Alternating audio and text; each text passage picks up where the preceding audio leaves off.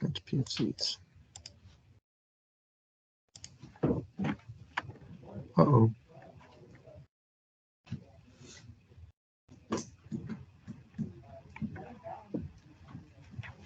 For some reason this says PFCs, this is change orders.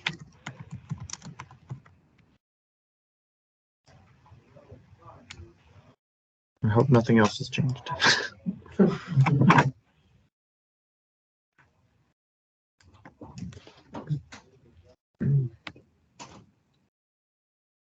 So talking about change orders today, we'll go over ACOs, PCOs, sub change orders, POCOs, all of that.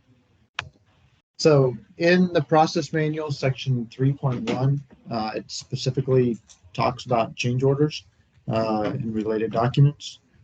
I'm not going to read the whole thing, but there were a couple of key items I want to just point out. So the first part, throughout the project, changes in design specifications will be made that may or may not affect the project's contract, cost, or schedule. Generally, any change that affects pricing and or contractual completion date should result in a change order to the contract. As a rule of thumb, whenever a change occurs that will affect either the client's or subcontractor's price or schedule, the following process should be implemented. And then it goes through step by step. So the thing I want to point out there is just that that we need to create PCOs anytime that there's a potential cost or schedule impact. It's imperative that the project manager understands the owner and lender requirements for submitting change orders. You know, if we submit change orders to the owner and the wrong person signs them, they're not valid. So we need to make sure that we understand who it is that has authorization to sign them. If we need to send it to the bank as well, get the bank to sign them. All of those are key. How much time we have, you know, sometimes they say you have to submit weather delays, you know, the next day, or at least notify you the next day. So all of those details are important. Consult with the superintendent and review for any impact on the construction schedule. If the schedule is impacted, additional time and general conditions should be in the change order. So whenever we get a change, you know, even if it's like an ASI drawing change, you know, you want to reach out to the superintendent and say, hey, is this going to impact our schedule? You know, you might not think it does, but it's important to talk to the superintendent and make sure you all are on the same page with that. Last one, the PM or APM will fill out the approved change order, so the ACO and Vista, and then receive the appropriate Ridgemont officer signatures for the change orders. Note that the PM shall initial the change order prior to obtaining the officer signature for accuracy.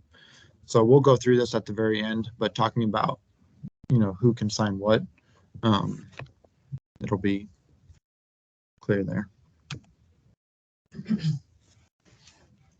So when a change occurs, so there's different scenarios that when a change can occur. You know, this isn't all of them, but this is the one most common. So if an owner or design team, they request it, it can be through a change directive, ASI, pricing, you know, request, email. They can just verbally request it or text message. All of those scenarios might be a form that they, you know, request a change. RFIs, you know, they can send an RFI that adds scope, weather, unforeseen conditions not requested by the owner. What's an example of that? Water, drilling piers. Yeah. Yeah. What else? Anything? Rock, stuff not in the geotech. Yeah. You know, if you need ice for, you know, or like, yeah, ice for concrete. Maybe the city requested something. You know, the city comes back and says, hey, you need a whole radio. Fire marshal. You know, yeah, fire marshal. You know, those are all unforeseen conditions. Or submittal. So, you know, in a submittal, architects are notorious for marking them up and changing the scope. You know, they might say, we don't need the standard black color, we need this special gold finish, you know. And that might be a cost change. When they do mark up a submittal, you want to send a confirming RFI saying, hey, just confirming, this is the color change. And that's because the RFI is a contract document. The submittal is not.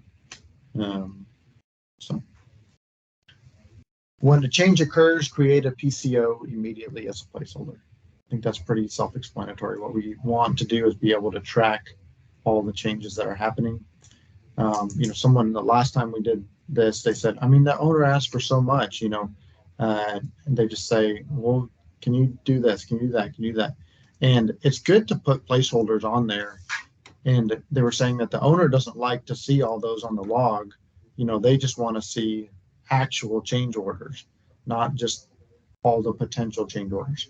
But it's important to have it on there because, for several reasons. One, at the end of the job, you can show them, look, we had all these changes. Not all of them necessarily, cost money, but that we had 100 PCOs or changes that, 50 of them were voided, but it's a history of the things that they've requested.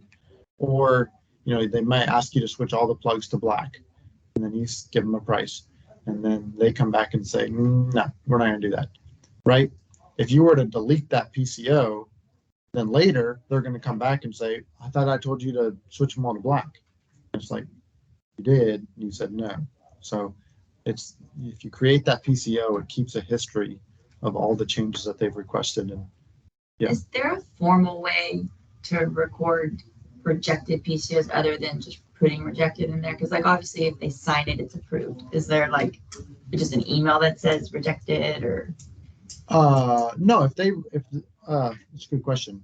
So you're saying there's a formal way for an owner to reject? Yeah. Apart from just verbally?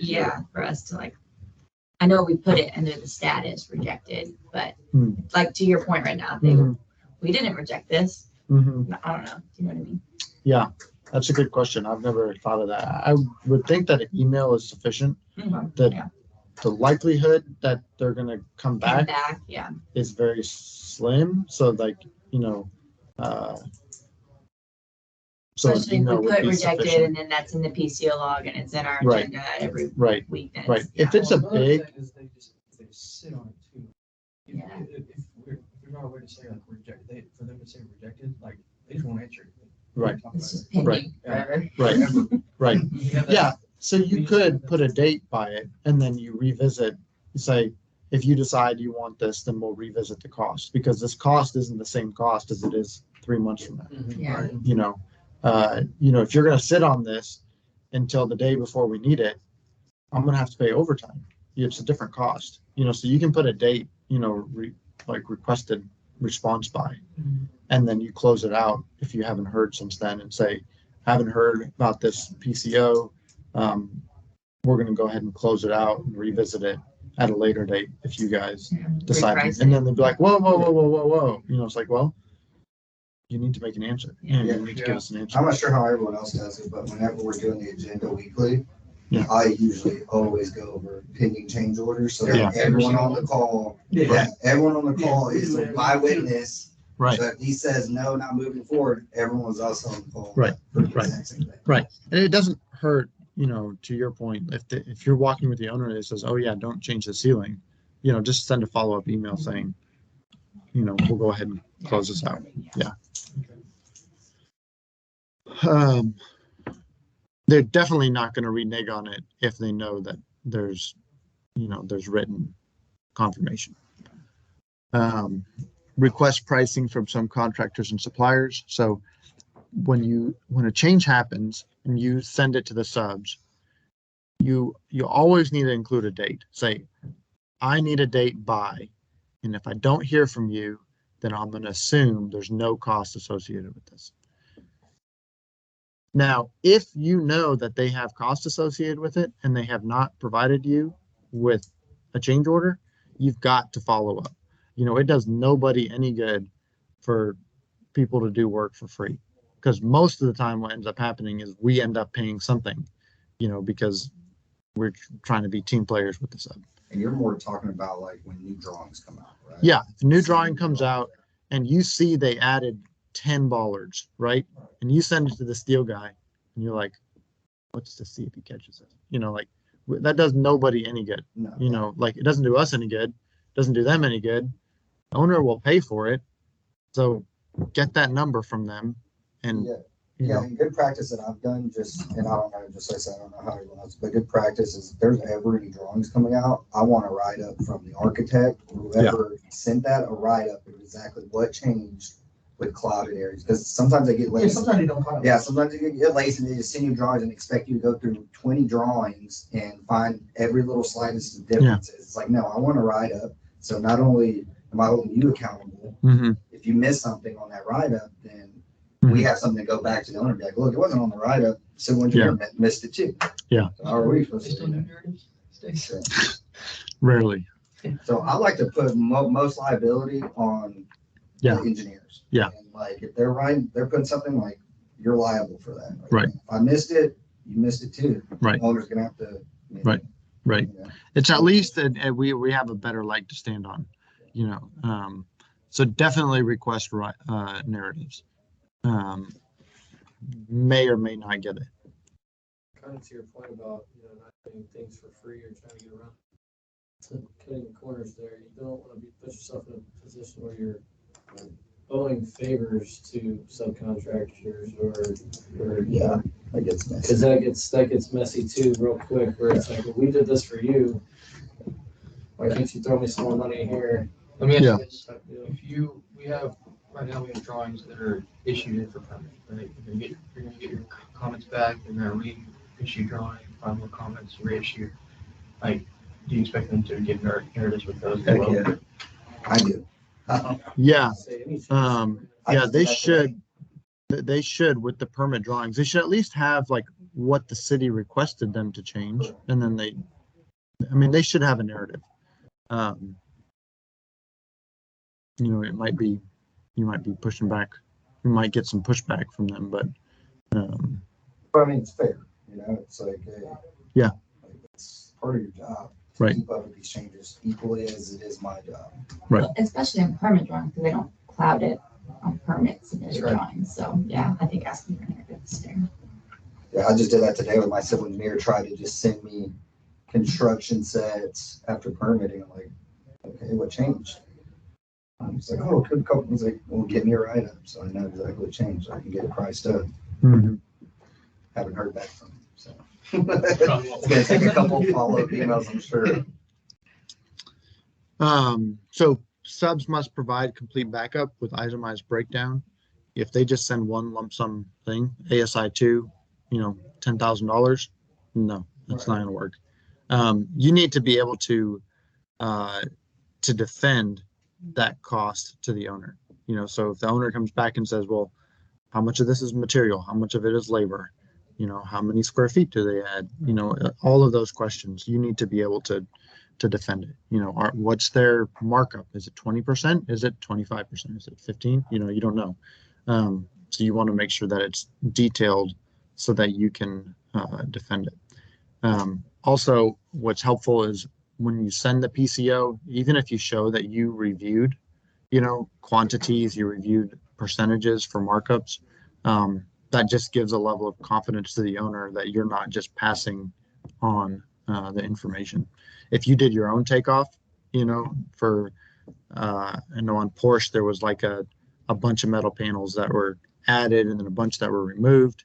A simple takeoff showing, look, this is what we had, this is what was added, this is what was removed, here's the difference. And then all of that will help get it pushed through faster. Then input all the sub and supplier pricing into a PCO, which we'll go over in a second. OH&P insurance schedule, weather delays, and GCs. So check your add-on amounts. So all of that should have been set up in the project setup phase, but you want to double check it. In some instances, maybe you're going to delete the add-on, if we're not giving back fee, or if you're not charging fee, reduced fee, all of those instances, you want to make sure you're checking that. Schedule delays and additional GCs should be evaluated. We talked about that. And then weather delay change orders should be submitted monthly. So every month, you want to send weather delays if you've incurred them. Don't just wait 2-3 months. Again, but look at your contract and see what the time frame is that you have to submit them by. When you look at the cycle of change order, most of us know this, but so the change will occur, and then from there you create the PCO placeholder. From there, you reach out to the sub and superintendent for feedback. You finalize the PCO, send it to the owner. The owner approves the PCO, and then at that point, we can start the work. So that's like authorization to start the work. However, keep in mind that that's not like you have not increased the contract value yet. That's not an official document for increasing the contract value. We have verbiage on the PCO that says signing this PCO authorizes Ridgemont to proceed with the work and accepts the cost and yada, yada, yada. Now, it's not to say that the owner's not going to come back and then question it after they've approved it once, but we at least have a better, foot or leg to stand on if we have that signed. From there, the PCO gets added to ACO and submitted. Then the owner approves it, and then sub change orders are issued. So somebody brought up last time is that the owner doesn't want to see any PCOs. They don't want to sign a PCO and then sign an ACO. You'll have to get to this if you work with Crow. So what he's doing is he's writing his own PCOs and then sending it straight to an ACO, and that ACO is what he's giving the owner to sign. Yeah. So he ends up having pretty much one ACO for every PCO. Correct. Right. It basically sidestepping the PCO process and going straight to ACO. So I thought that was smart of him, because the owner is not wanting to, sign those. So but he wants you to start the work. So in order to bypass that, he's just going straight to ACO. So he's not even entering it in PCO? No, he is entering Okay, but just PCOs. approving it. Right. into Right. the ACO. Right. Yeah, that's what we had to do for Marty. He didn't want to see any PCOs, so we had to Yeah. bypass it and just put it into ACOs. Yeah. It's like it makes our job a little easier, honestly. Well, you still gotta keep, it's the same. Yeah. You still gotta keep track. Yeah, of you- the Yeah. PCO. There's- PCO. So it's easier to change things in a PCO than it is an ACO, especially if you've already approved the PCO. So like if you've already approved the PCO to an ACO and then the owner says something different, you got to go back, which is a little bit, it's not possible. But Yeah, that'd be curious. And Elwood, I would give them PCOs when they decided that they had the right amount that they wanted. They Then would they just would send request. a directive, a CCR or whatever, and then I'd be like, okay, I guess this is ACO 4 now. I'll take these. interesting. Yeah, so I never sent them any ACOs. They, yeah, I They just, send their they own. sent their they own. send their own. AIA They sign the document. PCO, but they send us the ACO after they sign it. Yeah, And then Damon you will enter sign it and send it to me. Damon lets me know when there's an ACO because he signed it. He goes, FYI. I'm like, okay, cool, thanks. Cool. So, Any questions on this workflow? So on PCOs, I'm not going to read through all this. I think it's easier just to go into Viewpoint. I actually have a question on this. Sure. So, are we required to inform our director every time, like, let's say the subcontractor's not gonna start their work until they have approved, or, yeah, get approval? So, is that until, I guess that's until they get the PCO, right? So, I was thinking they would need that. Well, they do. If the sub is not going to start their work until they have a sub change order, that ACO has to be signed. Right, so that's my question. So, do you Yeah. have to go to your director every single time? Yeah. So, per your contract with the sub, we can send them a directive to proceed with the work without a change order. So it kind of depends what it is. If it's $5,000, and the owner's already signed the PCO, it's not, the risk is very minimal. If it's a $500,000 change to the earthwork guy or concrete guy, nobody's starting any work without a change order. Like it's, we'll send that PCO to an ACO and said, thanks, you need to sign this. So you use your judgment on that. There are subs that say, no, I'm not doing anything. And what is the risk there? And you kind of have to assess that. Yeah, I think we play that by ear, right? Because if it's the end of billing cycle and they've started the Right. work, they're not gonna bill that month. They're gonna bill following month. You just gotta make sure the ACO is in place before they bill. Yeah, but you have to also think about it when you're in conjunction with your PFCs, because you write them a change order and that's going to show your cost coming down, right? But you don't have cost coming in from the owner, so it's going to show as a loss. You essentially have to take that from contingency to cover that cost. Or You gotta if explain you're it. not, if the risk isn't like a $5,000 change order, right? The sub change order to get them off your back, just don't know they said. I do that sometimes. Yeah. Am I allowed to say that? Yeah. So, right. If Again, it's a low risk, if it's 500,000, I'm not gonna do that, but if Right. it's small, they just need the documentation. Right. Here, you can't Right. go for it. Right. No way. But they just want the paperwork. So Right. that's Right. sometimes. Right. Right. And it So- won't affect the PFC. So the other thing is that a change order is not actually valid unless it's signed. So you could potentially send them the change order, not sign it. And then they sign it and send it back. And you just don't send them a fully executed one. All of those are not, like, I would say, not best practices, and like we have to work based off of trust. And the first time you send them a change order and then renege on it because, I'm sorry, I didn't mean it. So, that's like you're, I only do that when I know the owner wants it. I'm not just. yeah. So, yeah, so all of those, you just have to consider the situation. But if it's low risk, you have the PCO signed, you're working on getting the ACO signed, the owner has consistently signed the ACOs, no problem, then, it's low risk. But if the owner frequently comes back and makes you revise a PCO, then I would wait. Right. But make sure the owner has the ACO.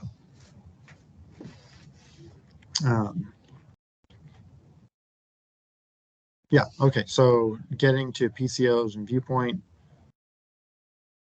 See if Viewpoint will work today. After a good start here.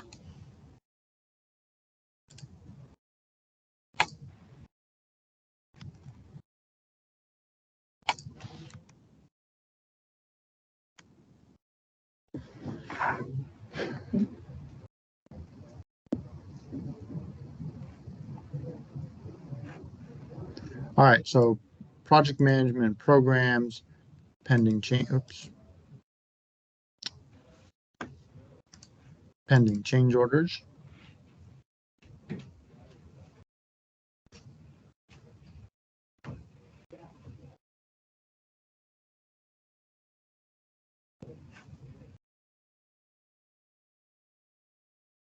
There it is. All right, so if you get a PCO, so you're going to start a change request, you type in PCO, it automatically puts the next PCO. From here, if you hit save, you can go to the info tab, and sometimes it's easier to fill out the information here. So I'm going to say ASI number 2. So the details for the PCO, when you, this is where you're going to put the description of the work. So I would not just say cost for ASI number 2. That's not detailed enough. I would list like the major costs. You can say including but not limited to, adding 25 doors, per fire marshal, whatever it is. You also should include things that are not included. So if there's something that changed that that we're not including for whatever reason, maybe it's equipment by the owner, um, you can also list that there. Or if you can't get pricing for something, you come back to the owner and say, look, we can't get pricing for this custom thing, or it's still outstanding. We'll handle that in a separate change order. So list out, items here on what changed. Not super detailed, but just general high level stuff. So the date, the status, priority, initiated by. So, if the architect sent out an ASI, you can say ASI number 2, responsible person. This is you, the person writing the change order. All these down here, change impact, you want to leave it as estimate in contract. What this does is when it's approved, if you have SL checked, then it's going to increase the subcontracts amount, right? We don't want to do that because we're going to write sub change orders to do that. If you do PO checked, then it'll also increase the PO amount. We don't want to do that. So just leave estimate and contract checked. Date requested, this would be when it came out. This is when you submitted it. So let's say we're going to submit it today. This response required, this is when you can put a due date for the owner. Basically, I need to know in a week whether or not we're going to go with this. And then also have that discussion in your OAC. From here, you're going to move down below. And when you create the items down below, this is 100% determined by how the owner wants to see it in the pay app. If the owner wants to see one line item in the pay app for PCO 22, then all of your cost detail is going to be in one line item. If the owner wants to see each scope moved up into the appropriate scope, so electrical goes to electrical, concrete, right, roofing, all that, then you have to create line items. So it's 100% how does the owner want to see it in the payout. That's what you do here. Lump sum jobs, most of the time, I say it's one line. Cost plus, all of the time, it's going to be multiple lines. So in this case, it's a lump sum contract. So I'm just going to do ASI 1, and you go to estimate detail. We'll come back to contract item. So you're going to put in all of the lines that were affected in this change.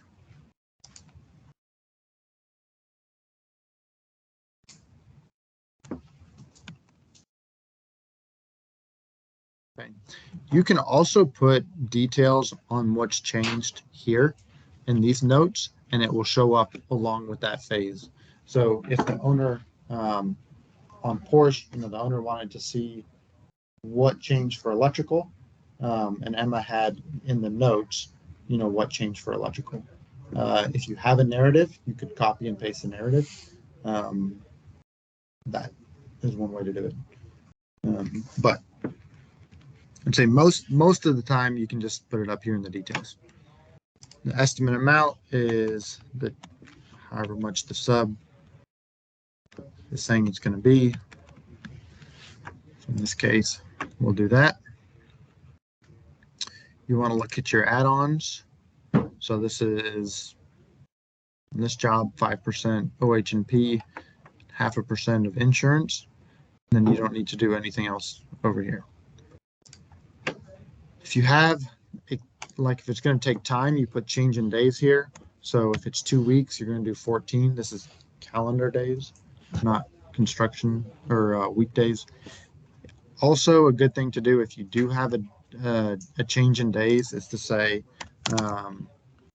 this change will increase the construction schedule by 14 days.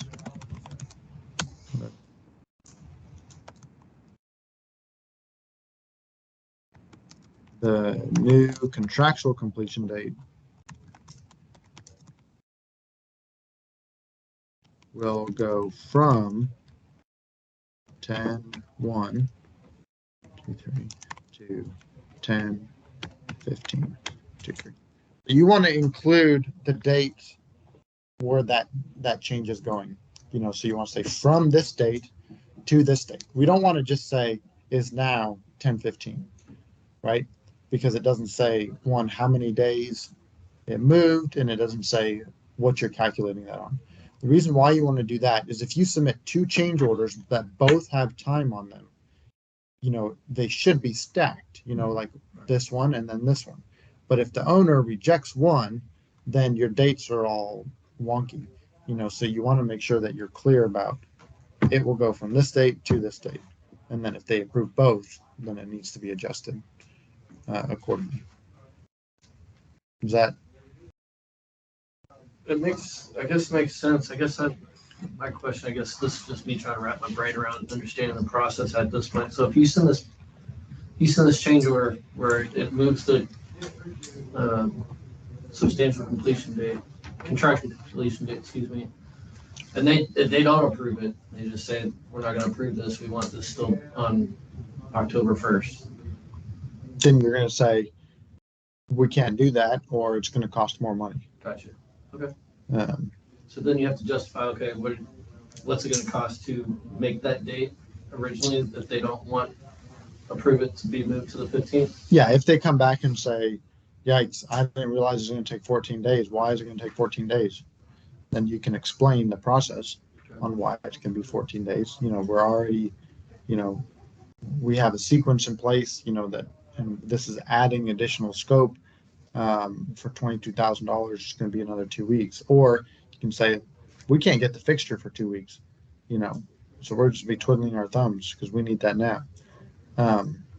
You know, whatever the instance, whatever the scenario is on why it's being delayed, maybe you can come up with a solution. Maybe the owner will say, well, let's pick a different fixture. You know, so, You just kind of have to roll with how. yeah, but we're not going to submit the change most of the time. Submit the change with the days, and then the owner says no days, and we say, oh, okay, like that's not, Yeah. you know, yeah. If it's going to take longer, we need to have those days incorporated in the change. But would that only be if it's on the critical staff? Yeah. Right? Yeah. It's not, yeah, if the Yeah. contractor says 10 days for retaining Right. wall, it's not a Right. critical path, Right. you can't just go by Correct. 10 days. Correct. Yeah, there are instances where the change in days is difficult to be determined at the time of the PCO. And you need to include that in the verbiage saying, you know, and that's a discussion with the owner ahead of time too, saying, look, there's a lot here. We're trying to figure out how we can work this into the schedule. We're not entirely certain yet what the total impact of this change is going to be. So one, we reserve the right to come back for changes, but also this is how we're going to track what that change is. You know, we need to be fair about it. It's not just an open-ended ticket, like, oh, it took us 3 months to do that, you know. So that's all a discussion. But if we're able to identify and put together in the schedule, hey, this is what. It's always the hard impact sell is. because, you know, it's like sometimes it does impact schedule, but you can't really justify it on the schedule because, you know, you're starting on the critical path, you're starting something not necessarily consecutively, but concurrently with another task. And so it's Yeah. And sometimes you just gotta talk. Yeah, and with the additional work, you know, like in this example, probably if I added 70,000 instead of 22,000, it'd make more sense. But you know, it's going to be a larger load on the plumber and the electrician, and they have to figure out a way so it's going to slow them down from the critical path area. So this will become critical path. I mean, there's a lot of things that go into it, and you might not be able to define it right up front, but you need to have that discussion and include the verbiage, you know, that it's So I too might have just determined. kind of go off tangent, but I might have lost you. So lump sum, one line item, but if it's a cost plus, it's gonna be multiple, like you might need to do Right. multiple on the grid. Right. So down here, so this was a lump sum example. So, contract item here, this is what's going to link to the owner's SOV. This is what the owner sees on their contract. So on a lump sum, again, it depends on your owner, what they want to see. But a lot of times you'll see something at the bottom where it says, let me just create one down here. Let me go somewhere where it's easier to see. So PM contracts, and then items. So at the bottom, the owner might want to see, so all change orders are at the bottom, and they want to see PCO or ACO number 1, right? And then you can say PCO 20, 21, 22. Okay. So the owner, when you bill, you're billing each change item. Sometimes the owner wants to see that. Sometimes they want the PCOs broken out separately. So you could have, 1,000. I usually have it corresponding to the PCO number. So PCO number 22. Okay. So when you bill the owner, you're billing for everything that's associated with PCO number 22. Okay. Other times in cost plus jobs, they want to see it broken out, utilities and utilities, asphalt and asphalt, earthwork and earthwork. So when you link a change order to the contract items, you can only link one contract item. So if I were to link here to, this one, ACO 1, I guess I didn't save the other. This is PCO 22, so I probably would link it PCO 22. Okay, so all of the cost, which is electrical and plumbing, is going to that line item for PCO 22. If this was lump sum, then we need to remove this, and this goes to plumbing. This goes to electrical. You mean if this was a cost plus, right? Correct. Did I say lump sum? Yeah. Sorry.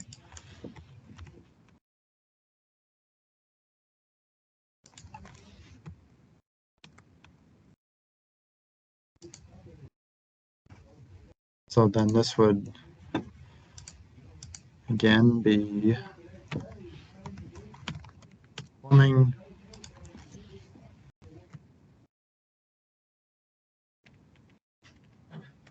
electrical.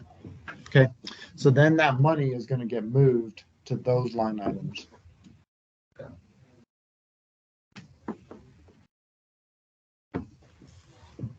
that make sense? Yeah. And so that will it's not going to create another line, it's just going to have the money straight to the rest of it. That's right. You're not going to have, I guess it just depending on what the owner wants, but technically you're not going to have the bottom part where it's PCO. Correct. Correct. Yeah. So in this example, on this job, all the change orders the owner wants to be moved up into the appropriate. Okay.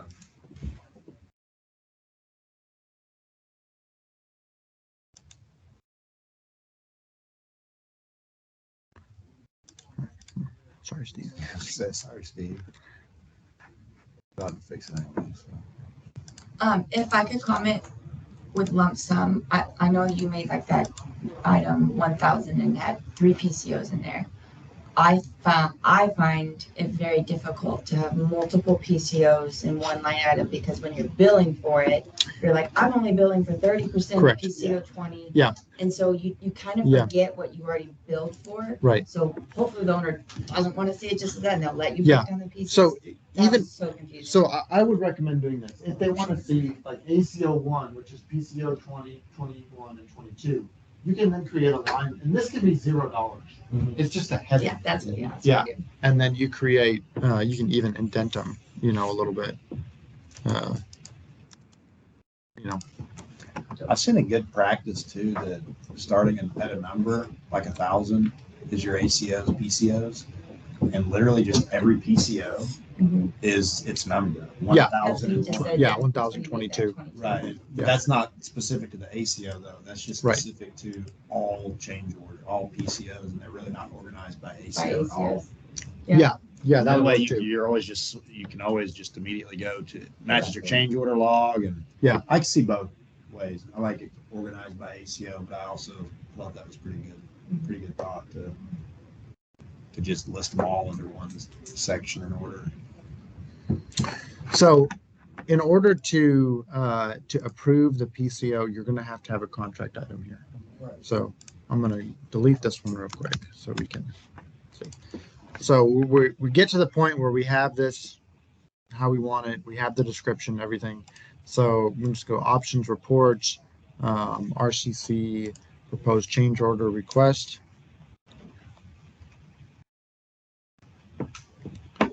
Pick the PCO.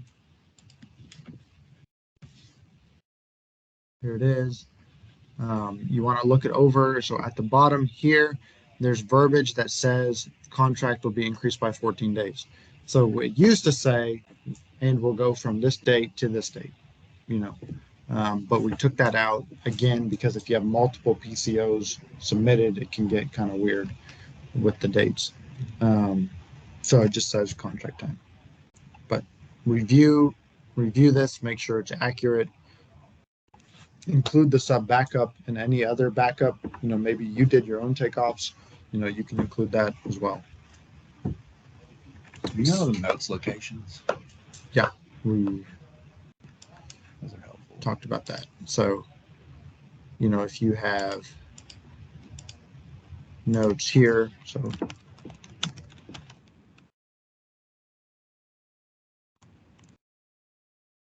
or if you have notes, I don't think these do not show up.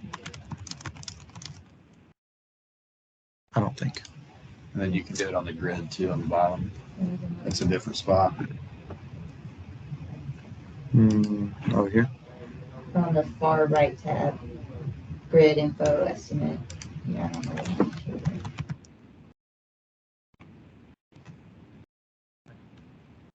See what it is.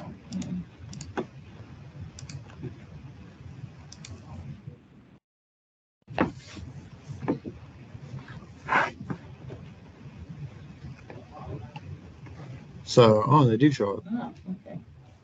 And then plumbing scope notes and the grid notes. There's In general, two different spots you can.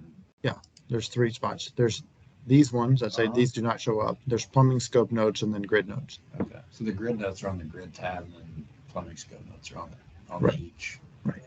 I like the one where plumbing scope notes are. I use that a lot. Yeah. It's helpful to not be just jumbled in the top.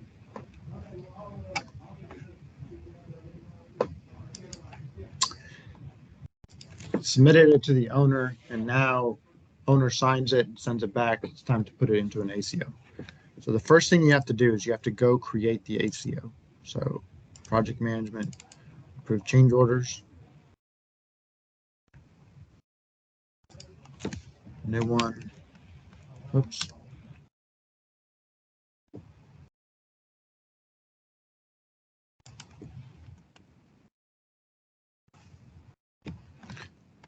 Owner, CO, number 6, PCO, number 2022. Okay. So do not come here and then go pull the PCO. So if you come here and do F4 or create a new item and then somehow in the PCO here, you don't want to do this. It's last year. I know. I recognize that anywhere. He's so happy. What's wrong with them? Do not come here and pull it. So what you need to do after you've created the owner change order or the ACO, you're going to come here. You can select multiple line items here. Go to task, approve PCOs. From here, you'll double check your dates. So if your date needs to change, you adjust that. You F4 to pick the ACO. Uncheck these I boxes. thought those were not selected anymore. Did that go The back? default. It was Uh, default for a while. They weren't selected. I think so. Maybe on yours. You can change user defaults. Can you? I'll see if I can.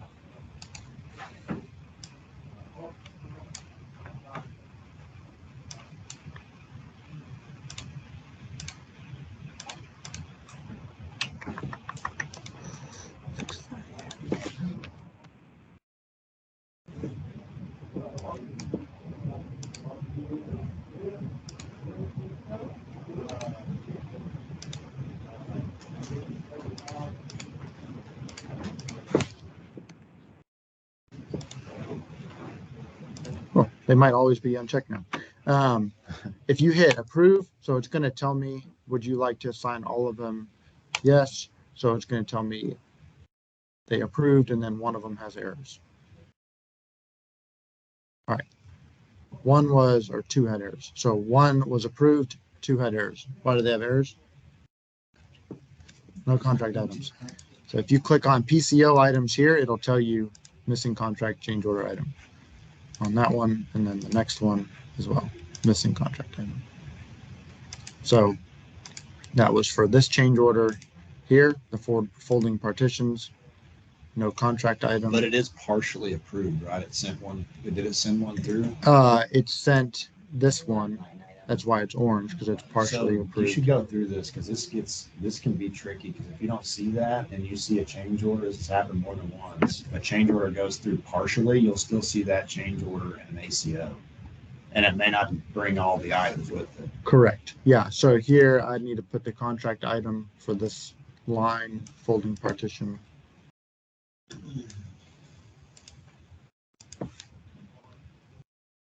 Or Is this an actual job? That Yep. you're Yep. Under specialties, I'm sure that's where it's at. Give him that credit. And then the PCO. So again, we didn't have this in here. So this was 2260. So if I go back and look at that ACO now, it's contracts. Refresh. There's this PCO came through 22, but it's not the whole thing. It's only that one line item. You know, so you might think it's already brought over, but it's not. And then it's no longer highlighted orange here. Oh yeah, just take it back. But if I reselect 22 and 20, and then task approve PCOs. 6. Hey, see? I need to figure out how to do this one though. Field properties. System overrides.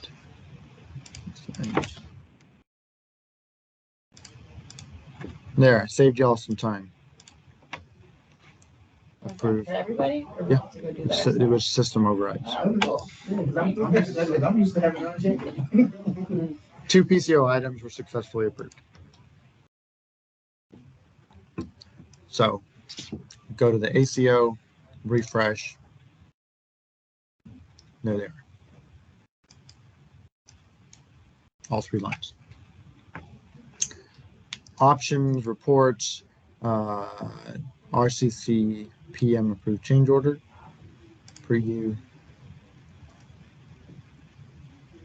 I believe the order is going to be messed up because, yeah, so 22 is here and then 20 and 22. And that has to do with the order that they were approved. Not that big of a deal, but yeah, keep that in mind. Then from here, you can send this, get our signature, and then send it to the owner for their signature. And this puts, it says the 14 days, but this doesn't do a new date on here. I saw the 14 days if you scroll down. I saw it there, Yeah. but it's So it does not put the date.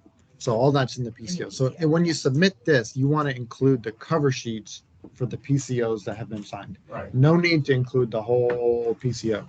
You know, just include the cover sheets because they've already signed that. You know, so if you needed to, you can go back and get that. But I would just include the cover sheets. Um, from here, when you get that back, the ACO back, you're gonna, in the info, you'll mark the dates that we got it back, and then you'll do task, PM interface, and you'll post it in the correct month,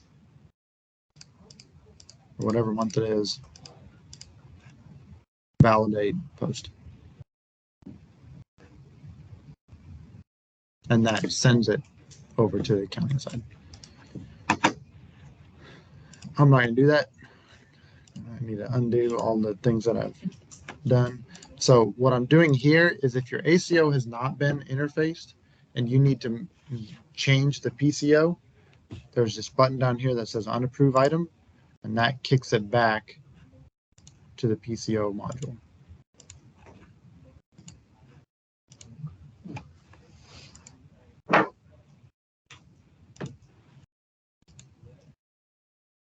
Okay, so now everything, all my ACO is gone here, and here my PCOs 2021 are back to pending.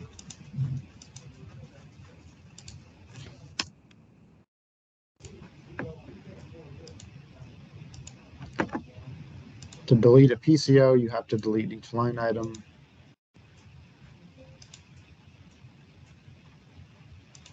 And then you can delete the PCO.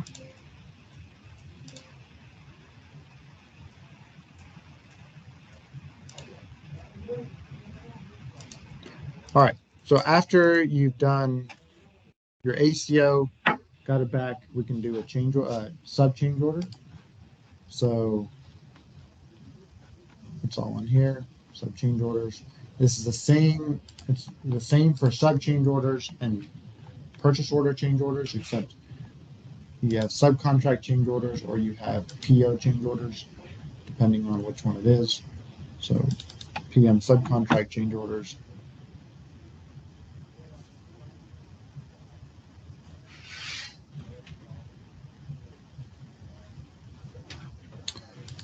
Very straightforward. I usually work in the grid.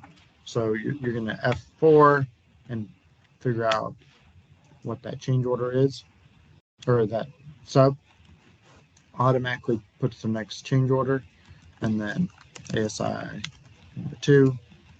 And then normally, see the way that I like that these change orders are written, it says this change order is for the work associated with. So you can also say, costs associated with this change. So that's including labor and material, equipment, all of that. And then you go out to describe what that change order is. Don't just put this is for ASI 2. Like, put a little bit more description in there. Under the info, again, you can put more detail. So your detail, the data was sent, when it's due back, when it's received, all of that. If you're typing something here, this costs for, you're typing, doesn't do spell check here. If you double click it and open it up, maybe you have to do that from the grid. Then it does do spell check here, so you can do. You can also do spell check up here, but it doesn't show you real time. Down at the bottom, your sequence.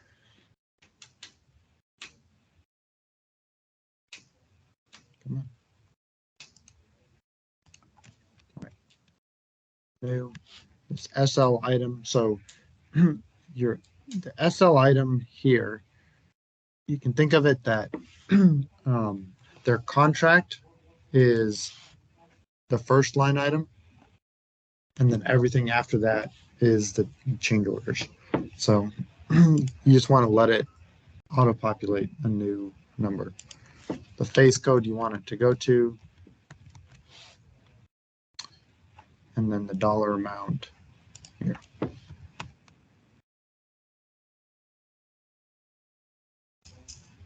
you'll hit approve, and to send it,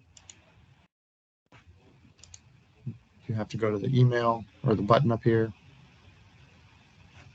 document, view document, and it creates the change order. And you can attach the backup, save it to the folder, and then send it.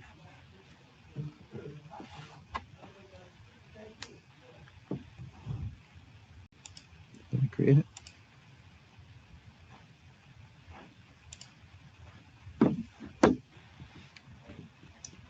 Yeah. Not sure why it's not pulling up. Also, you have to interface sub change orders. Same thing. Open PM interface. Validate both. Same thing on POCOs, but it's in the POCO module. One thing to note on purchase orders that Sam brought this up.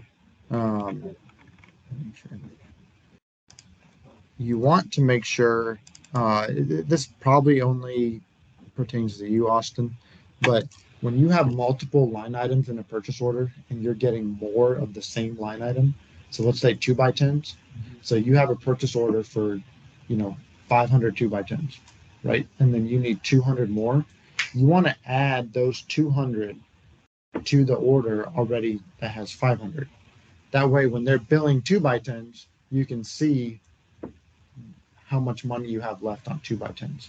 If you have 2x10s here and then a change order for 2x10s and another change order for 2x10s, when they're going to bill and it's going to hit all those line items, or it'll hit one of the line items, and then it's just very confusing. So when you have a purchase order for material that's broken out and you're going to order more of it, you're going to, on that PO line item here, you're going to do the F4 and you'll be able to pick up whichever line item it needs to go to. If it's a completely new type of material, like you didn't have OSB and then you're getting OSB, then you can create a new line item just to keep it organized. Again, on the non-residential stuff, it's usually not, it's never an issue. But on the residential stuff where you're increasing PO line items, you want to make sure to do that.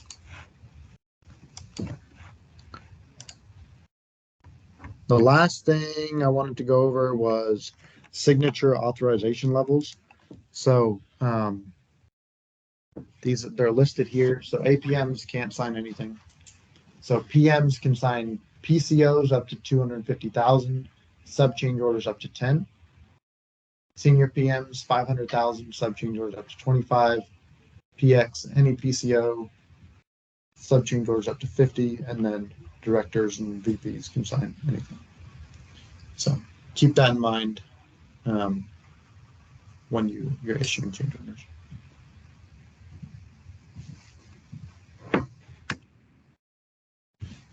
I think that's it. What? Any questions or Go back to the levels? I'll get you the slide. Square.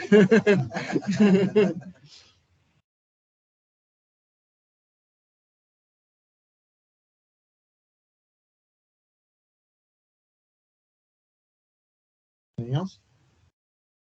No? No questions? Thank you all. Thank you.